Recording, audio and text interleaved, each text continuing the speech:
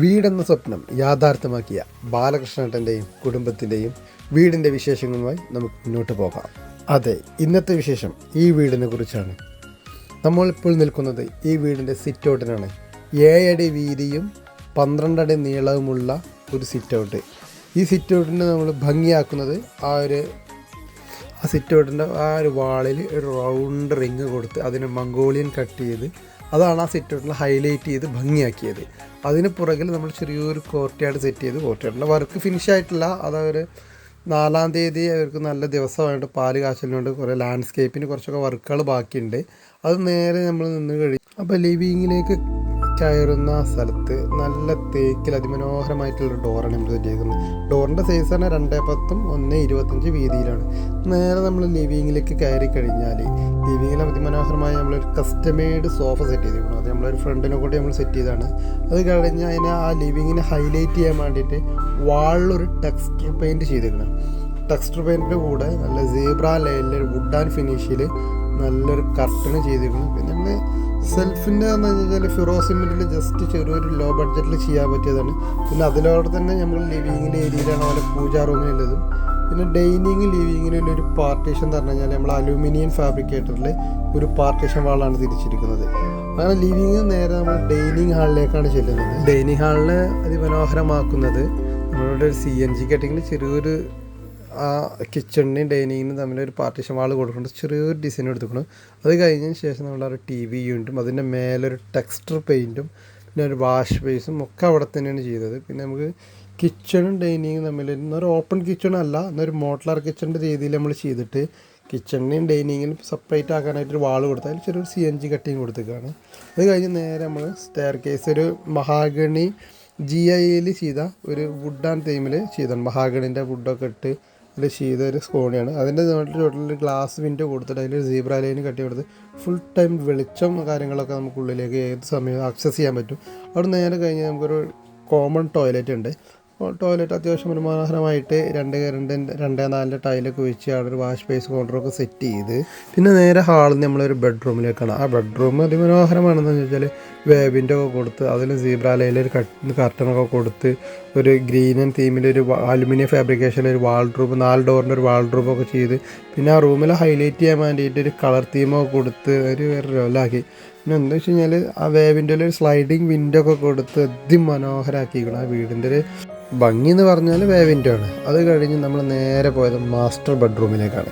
Master ബെഡ്റൂമിലേക്ക് പോകുമ്പോൾ തന്നെ ഒരു കളർ ആൻഡ് തീം ചെയ്തിരിക്കുന്നു. വൈറ്റിലൊരു ബ്ലൂ ടച്ചിൽ ചെയ്തൊരു അതിലൊരു വേവിൻ്റെ ഒക്കെ സെറ്റ് ചെയ്ത് പിന്നെ അതിൻ്റെ അറ്റാച്ച്ഡ് ടോയ്ലറ്റ് പറഞ്ഞാൽ 6 അടി വീതി 8 അടി നീളത്തിലുള്ള ടോയ്ലറ്റാണ് അവർ ചെയ്തത്. അത്യാവശ്യം സ്പേസസ് ആയിട്ടുള്ള ടോയ്ലറ്റ്, അതിലൊരു വാഷ് ബേസും കാര്യങ്ങളൊക്കെ ചെയ്ത് പിന്നെ വേവിൻ്റെ പ്രത്യേകത എന്ന് പറഞ്ഞാൽ നമ്മളെ കാഞ്ഞിരപ്പുഴ ഉദ്യാനവും അതിനോട് ചേർന്നിട്ട് മലയും ഒക്കെ അവിടെ ഇരുന്ന് നമുക്ക് അടിപൊളിയായിട്ട് കാണാം. ചെറിയൊരു മഴ ഉണ്ടെങ്കിൽ കോടം കൂടി കിടക്കുകയാണ്.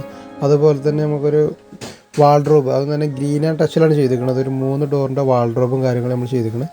കർട്ടനും കാര്യങ്ങളൊക്കെ ചെയ്ത് അതിമനോഹരമായിട്ടുള്ള ചെയ്തതാണ്. പിന്നെ അതൊക്കെ കഴിഞ്ഞ് ഇതിൻ്റെ കിച്ചണുമായിട്ട് നമ്മൾ പിന്നെ വരും. നേരെ നമ്മൾ മുകളിലേക്കാണ് പോകുന്നത്. മുകളിൽ അതായത് മഹാഗണി വുഡിൽ ചെയ്തല്ല, നല്ല GIയിൽ ചെയ്ത് മഹാഗണിൽ ചെയ്ത് തേക്കാൻ ഡിസൈനൊക്കെ നമ്മൾ ഡിസൈൻ ചെയ്ത് നേരെ ഈ കോണിമന്ന് കയറുന്ന നമ്മളെ ബാൽക്കണിക്കാണ്. ബാൽക്കണി ഹൈലൈറ്റാണ്. ഞാൻ പറഞ്ഞില്ലേ ഡാമിൻ്റെ വിശേഷങ്ങളും അതുപോലെ ആ മലനിരകളൊക്കെ കാണാൻ പറ്റിയ അടിപൊളി ഒരു ആംബിയൻസാണ്. കാരണം നമ്മൾ ഏറ്റവും സ്ക്വയർ ഫീറ്റ് ചുരുക്കിയിട്ട് 4 ബെഡ്റൂമിൽ വീട് ചെയ്യാമെന്ന് പറഞ്ഞാൽ അപ്പോൾ നമ്മൾ ബാൽക്കണിക്കായിട്ട് നമ്മൾ സ്ഥലം അവിടെ വേസ്റ്റ് ആയിട്ടില്ല. നേരെ ഇനി മേലത്തെ റൂമിലേക്ക് കയറിയിട്ട് മേലത്തെ റൂമെന്ന് പറഞ്ഞു കഴിഞ്ഞാൽ ചെറിയൊരു ഹാളാണ്. ചെന്ന് കയറുന്നത് തന്നെ ഒരു 6 അടി വീതിയിൽ 8 അടി നീളത്തിലുള്ള ചെറിയൊരു ഹാളാണ്, ഒരു പാസേജ് പോലെയാണ്.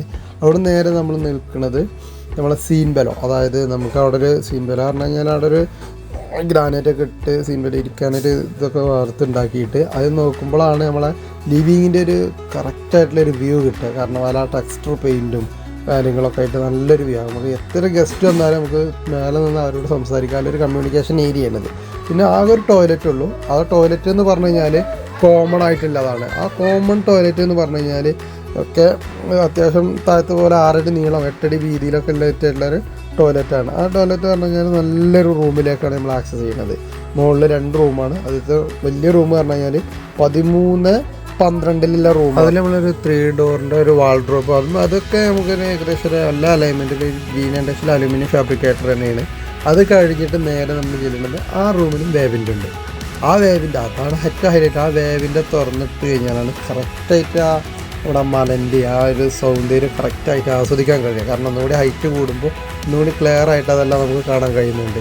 അങ്ങനെ കഴിഞ്ഞിട്ട് ഈ റൂമിൻ്റെ ഈ പ്രത്യേകിച്ച് അവരുടെ ചെക്കൻ്റെ അഭിപ്രായമാണ് ഇങ്ങനെ ഈ കളർ തീം വേണമെന്നൊക്കെ പറഞ്ഞ് അങ്ങനെ ഈ റൂമിൻ്റെ അടുത്ത റൂമിലേക്ക്, അതായത് മുകളിലെ രണ്ടാമത്തെ റൂമിലേക്ക്, അത് 10x10 സൈസിൽ ചെറിയൊരു ബെഡ്റൂമാണ്.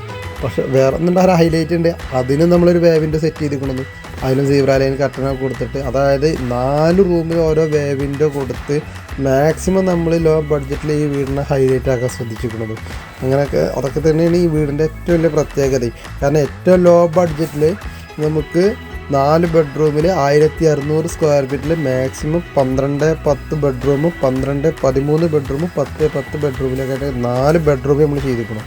അപ്പോൾ ഇതിൽ നമ്മൾ പറയാൻ വിട്ടൊരു കാര്യമുണ്ട്, അതായത് നമ്മൾ ഡൈനിങ് ഹാളിൽ ചെയ്യുക ആ ഒരു ടെക്സ്റ്റ് പെയിൻറ്റ്, അതിപ്പോൾ നമ്മൾ വീഡിയോയിൽ എല്ലാവരും കണ്ടെത്തും. പക്ഷെ അത് ഈ ഹാളിനെ അതിമനോഹരമാക്കിയിരുന്നു. അത് നിങ്ങൾ ശ്രദ്ധിച്ച് നോക്കിയാൽ അറിയാം. കാരണം നമ്മൾ ആ കിച്ചൺ വാളിൽ ചെയ്ത അതേ ഒരു പാറ്റേണിൽ ടെക്സ്റ്റ് പെയിൻ്റാണ് നമ്മൾ ആ ഹാളിൻ്റെ ആ വാളിൽ നമ്മൾ ചെയ്തിരിക്കുന്നത്. ഇതൊക്കെ തന്നെയാണ് ഈ വീടിൻ്റെ ഒരു ഹൈലൈറ്റ് എന്ന് പറയാൻ. ഇനിയാണ് നിങ്ങൾക്ക് എല്ലാവർക്കും ഇഷ്ടപ്പെട്ട ഈ വീടിൻ്റെ കിച്ചൺ. ഈ കിച്ചണിനെ കുറിച്ച് നമുക്ക് വിശേഷങ്ങൾ. ഈ കിച്ചണിൻ്റെ വിശേഷങ്ങൾ എന്ന് പറഞ്ഞു കഴിഞ്ഞാൽ ഒരു മിനി മോഡലാർ കിച്ചണിലാണ് നമ്മൾ വെച്ചിരിക്കുന്നത്. അതായത് അലുമിനിയം ഫാബ്രിക്കേഷനിൽ പിസ്ത കളറിൽ ചെയ്തെടുത്ത ഒരു മനോഹരമായ ക്യാബിനാണ്.